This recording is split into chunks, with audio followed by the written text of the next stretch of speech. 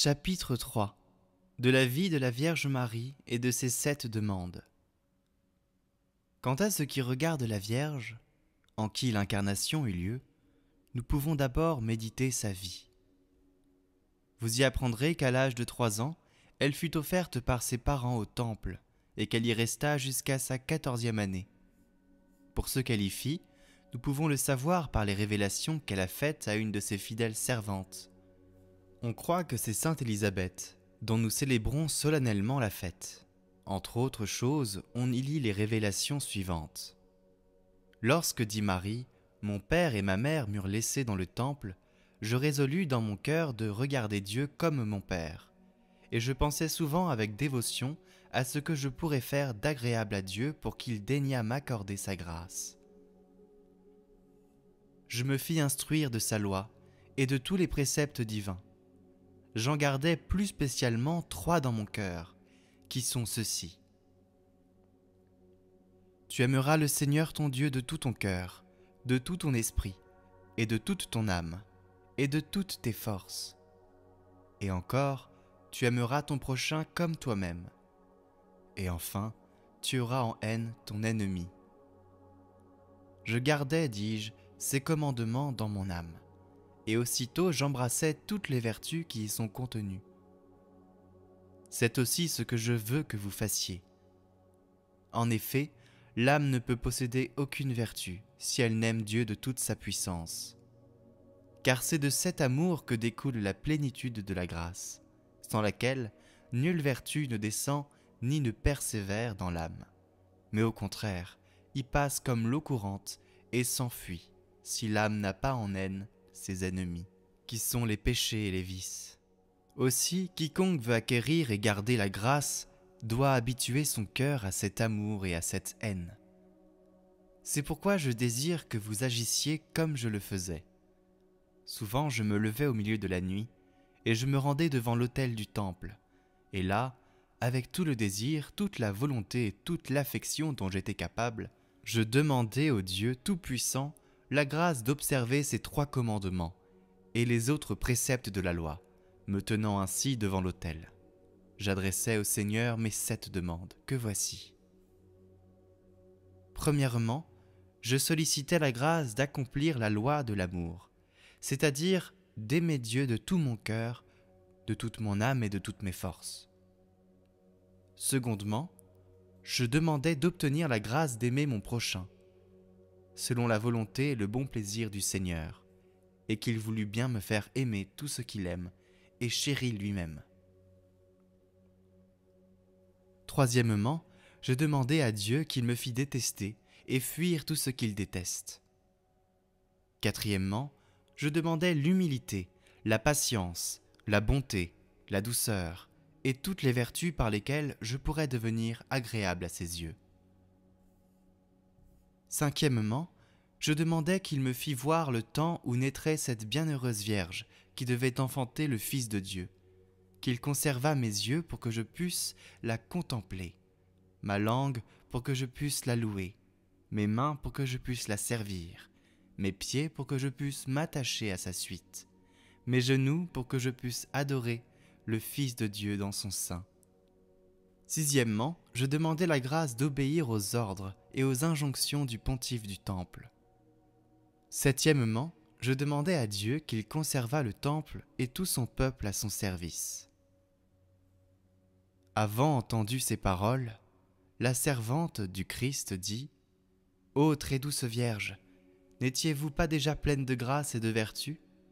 La Sainte Vierge lui répondit « Tenez pour certain que je me jugeais la pécheresse la plus vile et indigne de la grâce comme vous. Et encore, vous croyez peut-être, ma fille, que toutes les grâces que j'ai possédées, je les ai obtenues sans peine.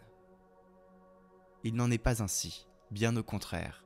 Je vous dirais que je n'ai reçu de Dieu aucun don, aucune grâce, aucune faveur, sans une grande peine, une continuelle oraison, des désirs ardents, une dévotion profonde, beaucoup de larmes et une longue affliction, disant et pensant toujours ce qui était agréable à Dieu, autant que je le savais et pouvais. Excepté toutefois la grâce de la sanctification que j'avais reçue dès le ventre de ma mère. Et elle ajouta : « Sachez de science certaine que nulle grâce ne descend dans l'âme, si ce n'est par l'oraison et par la mortification du corps. Mais aussitôt que nous avons donné à Dieu tout ce dont nous sommes capables, quelque peu que ce soit, lui-même vient dans notre âme, apportant avec lui ces dons inestimables. L'âme semble alors défaillir en elle-même. Elle perd la mémoire et ne se souvient plus qu'elle ait fait ou dit quelque chose d'agréable à Dieu. Et elle ne s'en estime que plus vile et plus méprisable. Tels sont les détails que nous donnent les révélations. »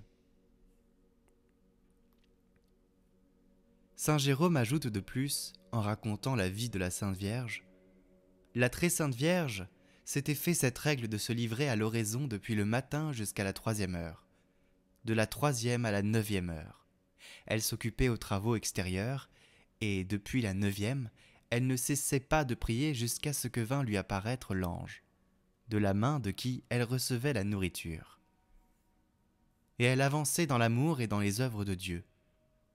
Toujours on la remarquait comme la première aux saintes veilles, la plus érudite dans la science de la loi, la plus habile au chant des psaumes de David, la plus généreuse dans la charité, la plus pure dans la chasteté, la plus parfaite en toutes les vertus. Elle était constante et inébranlable. Chaque jour, elle devenait meilleure, et personne ne la vit jamais, ni ne l'entendit en colère. Sa conversion était tellement pleine de grâce que l'on voyait que Dieu était sur ses lèvres. Elle vivait perpétuellement dans l'oraison et la méditation de la loi du Seigneur. Elle s'empressa auprès de ses compagnes, prenant soin qu'il ne leur échappât aucune parole qui ne fût convenable, et que nulle d'entre elles ne se laissât aller ni à de bruyants éclats de rire, ni à des mouvements d'orgueil ou d'injustice contre les autres. Sans cesse elle bénissait Dieu, et de peur que même dans ses salutations elle ne s'écartât des louanges du Très-Haut, quand on la saluait, elle répondait « Grâce soit rendue à Dieu ». C'est ainsi que la première, elle donna cet exemple, usité entre les fidèles, de se saluer en disant « Grâce soit rendue à Dieu ». La nourriture qu'elle recevait des mains de l'ange la soutenait, et celle que lui donnaient les prêtres du temple, elle la distribuait aux pauvres. Et chaque jour, on voyait l'ange lui parler et lui obéir comme à sa mère ou à sa sœur bien-aimée. Ainsi s'exprime saint Jérôme.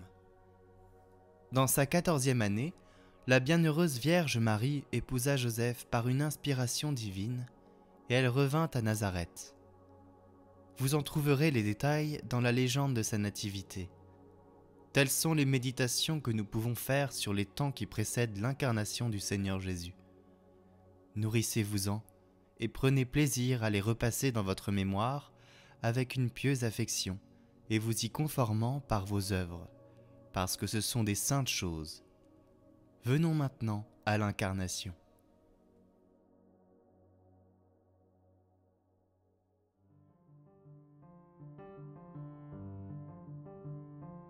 Les œuvres visuelles que vous voyez dans ces vidéos sont toutes réalisées pour Catoglade, spécialement pour l'occasion de ce parcours des méditations de la vie du Christ. Une œuvre par chapitre représentant une scène qui sera en vente en édition limitée de 5 à 10 exemplaires numérotés. Vous pouvez les commander sur notre site internet en lien en description. Soutenez la mission Catoglade.